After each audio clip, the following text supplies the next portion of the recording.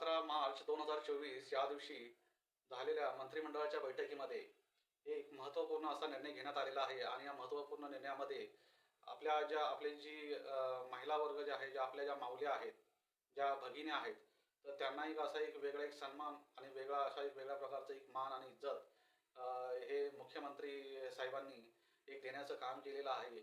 आणि खरोखरच हा एक महत्त्वाचा विषय होता, कारण ह्या गोष्टीमुळे एक आपल्या माऊलींना, ज्या माता भगिनी ज्या आहेत, तर त्यांना एक वेगळी अशी ओळख मिळणार आहे. ओळख तर होतीच, पण ती ओळख जी होती ती फक्त नात्यापुरती होती. आता इथे कागदोपत्री आता आपल्या आपल्या माऊलींची, आपल्या आई बहिणींची जी ओळख जी आहे ती कागदोपत्री आता इथे आपल्याला भेटणार आहे. तर झालं असं की 11 मार्च 2024 रोजी मंत्रिमंडळाची बैठक झाली. ज्या बैठकीच्या अध्यक्षस्थानी आपल्या महाराष्ट्राचे मुख्यमंत्री श्री एकनाथजी शिंदे होते.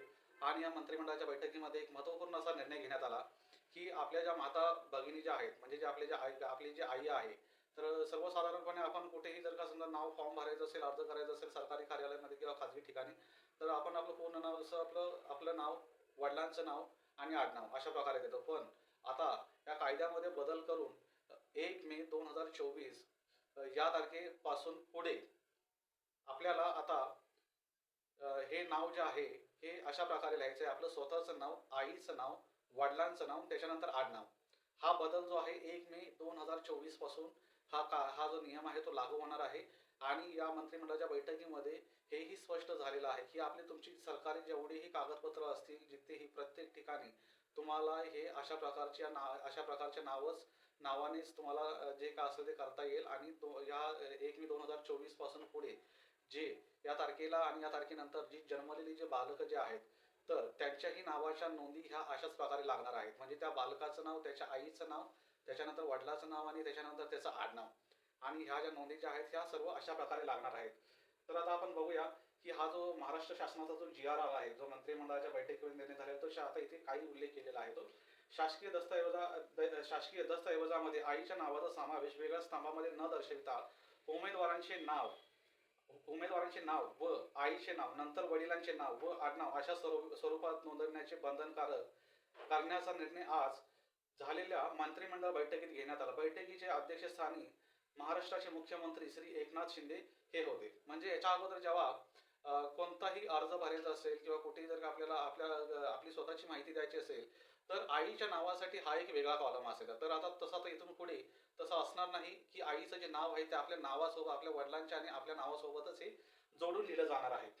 1 मे 2024 रोजी त्यानंतर 1 मे 2024 व त्यानंतर जन्मलेल्या सर्व बालकांच्या नावांच्या नोंदी, बालकाचे नाव तसेच आईचे नाव, नंतर वडिलांचे नाव व आडनाव अशा स्वरूपात सर्व शैक्षणिक कागदपत्रे, महसुली दस्तऐवज, वेतन चिठ्ठी, सेवा पुस्तक, विविध परीक्षांच्या अर्जाचे नमुने इत्यादी शासकीय दस्तऐवजामध्ये बंधनकारक करण्यात मान्यता देण्यात आली आहे.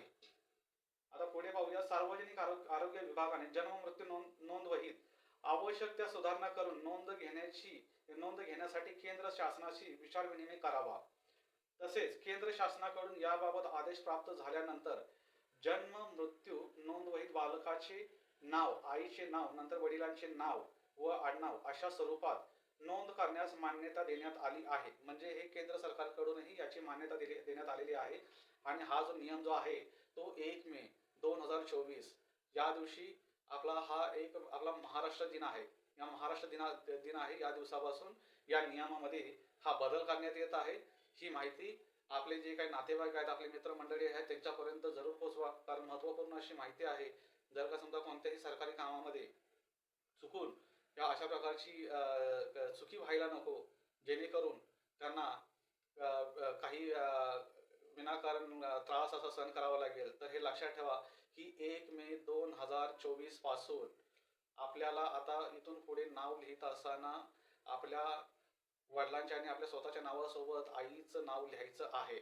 तर ही माहिती तुम्हाला कशी वाटली आम्हाला कमेंट करून नक्की सांगा.